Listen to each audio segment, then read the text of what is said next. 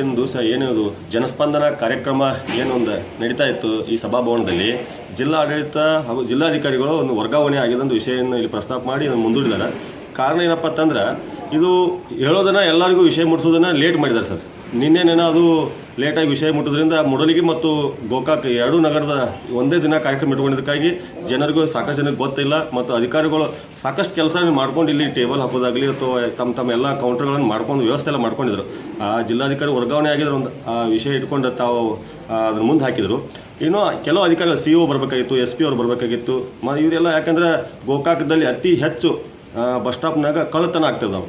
ಆ ಕಳ್ಳತನ ಸರಗಳ್ಳತನ ಆಗಲಿ, ಮೊಬೈಲ್ ಕಳ್ಳತನ ಆಗಲಿ, ಹೆಣ್ಣು ಮಕ್ಕಳದ ಏನು ಹಾಡ ಆಗಲಿನ ಬಸ್ನಾಗ ಕಳ್ಳತನ ಮಾಡ್ತಾರೆ. ಮೂಡಲಿಗೆ ಬರುವಂಥ ಬಸ್ಸಿಗಾಗಲಿ ಉದಾಹರಣೆ ನಮ್ದು ಮೊಬೈಲ್ ಕಳ್ಳತನ ಆಗೈತಿ. ಹಿಂಗೆ ಕೆಲವು ಸಾಕಷ್ಟು ಸಮಸ್ಯೆಗಳಿದಾವೆ. ಪೊಲೀಸರು ಇದನ್ನೆಲ್ಲ ಸಮಸ್ಯೆಗಳನ್ನು ಹೇಳ್ಕೊಳ್ಳೋಕೆ ಸಾರ್ವಜನಿಕರು ಇಲ್ಲಿ ಬಂದಿರ್ತಾರೆ.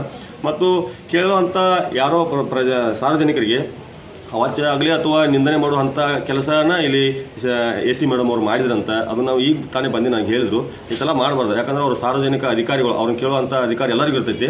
ಆ ಥರ ಮಾಡೋದ್ರಿಂದ ಅವರ ಅಧಿಕಾರಕ್ಕೆ ಕಪ್ಪು ಚಿಕ್ಕೇನು. ಯಾಕಂದ್ರೆ ಅವರು ಒಂದು ಉನ್ನತ ಹುದ್ದೆದಾಗ ಅದಾರ ಅಂದ್ರೆ ಎಲ್ಲರೂ ನಿಭಾಯಿಸುವಂಥ ಶಕ್ತಿ ಅವ್ರ ತಕ್ಕ ಇರಬೇಕು. ಅದನ್ನು ಬಿಟ್ಟು ತಾವು ಅವರ ರೋಚಿಗೆದ್ರೆ ಸಾರ್ವಜನಿಕರು ರೋಚಿಗೆಳ್ತಾರೆ. ಮತ್ತು ವಿಷಯ ಏನಪ್ಪ ಅಂತಂದ್ರೆ ಜಿಲ್ಲಾಡಳಿತ ನಮ್ಮ ದಲಿತರಿಗೆ ಕುಂದುಕೊರತೆ ಸಭೆಯನ್ನು ಸಾಕಷ್ಟು ಒಂದು ದಿನ ತೊಗೊಂಡಿತ್ತು. ಆ ಸಮಸ್ಯೆಗಳನ್ನು ಇನ್ನೂ ಬಗೆಹರಿಸಿಲ್ಲ. ಅವರು ಒಬ್ರಿಗೂ ಒಂದು ಲೆಟ್ರ್ ಕಳಿಸಿಲ್ಲ, ಒಂದು ಹಿಂಬರ ಬರೆದು ಏನೂ ಪತ್ರ ಕಳಿಸಿಲ್ಲ. ಅವು ಸಮಸ್ಯೆಗಳು ಬಗೆಹರಿದಿಲ್ಲ. ಅವನು ಇಲ್ಲಿ ಅದಕ್ಕೆ ಹೇಳಬೇಕಂತ ನಾವು ಏನಾದ್ರು ಬಂದರೆ ಆ ಸಮಸ್ಯೆ ಇಲ್ಲಿ ಬಗೆಹರಿಲಿಕ್ಕೆ ಆಗಲಿಲ್ಲ. ಮತ್ತು ಅದನ್ನು ಮುಂದೆ ಹಾಕಿದರು. ಈ ಥರ ಮಾಡೋದ್ರಿಂದ ಸಾರ್ವಜನಿಕರಿಗೆ ಭಾಳ ತೊಂದರೆ. ಸರ್ಕಾರ ಇದನ್ನು ಕಾರ್ಯಕ್ರಮ ಹಮ್ಮಿಕೊಂಡೈತಿ. ಇದನ್ನು ಆದಷ್ಟು ಬೇಗ ಕರೆದು ಸಾರ್ವಜನಿಕರ ಕುಂದುಕೊರತೆಗಳನ್ನು ನಿವಾರಣೆ ಮಾಡುವಂಥ ಕೆಲಸ ಆಗಬೇಕಂತ ಹೇಳಿ ತಮ್ಮ ಪತ್ರಿಕಾ ಮುಖಾಂತರ ನಾನು ಕೇಳೋಕ್ಕೆ ಬಯಸ್ತೀನಿ.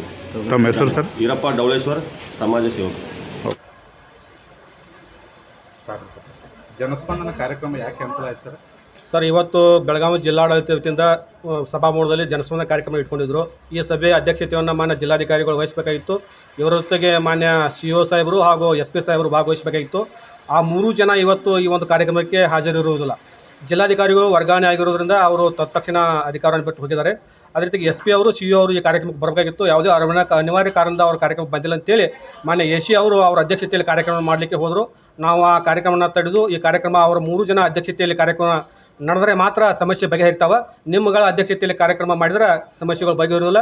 ದಯವಿಟ್ಟು ಈ ಒಂದು ಕಾರ್ಯಕ್ರಮ ರದ್ದುಪಡಿಸಬೇಕಂತೇಳಿ ಅವರಲ್ಲಿ ವಿನಂತಿ ಮಾಡ್ಕೊಂಡಾಗ ಸ್ವಲ್ಪ ಅವ್ರಿಗೂ ನಮಗೂ ವಾಗ್ವಾದ ನಡೀತು. ಯಾಕಪ್ಪ ಅಂತಂದ್ರೆ ಸ್ಥಳೀಯ ತಾಲೂಕು ಆಡಳಿತಗಳಿಂದ ಮೂಲ್ಗಿ ಮತ್ತು ಗೋಕಾಕ ತಹಸೀಲ್ದಾರ್ಗಳಿಂದ EOಗಳಿಂದ ಸಮಸ್ಯೆ ಬಗೆಹರಿದ ಸಮಯದಲ್ಲಿ ನಾವು DC ಅವರಿಗೆ CO ಅವರಿಗೆ ಮನವಿ ಕೊಡಬೇಕಂತೇಳಿ ಬಂದಿದ್ವಿ. ಆ ಅಧಿಕಾರಿಗಳೇ ಇವತ್ತಿನ ಈ ಕಾರ್ಯಕ್ರಮದಲ್ಲಿ ಹಾಜರಿ ಇಲ್ಲ ಅಂದರೆ ನಾವು ಯಾರಿಗೆ ಸಮಸ್ಯೆಯನ್ನು ಹೇಳ್ಕೊಳ್ಬೇಕು?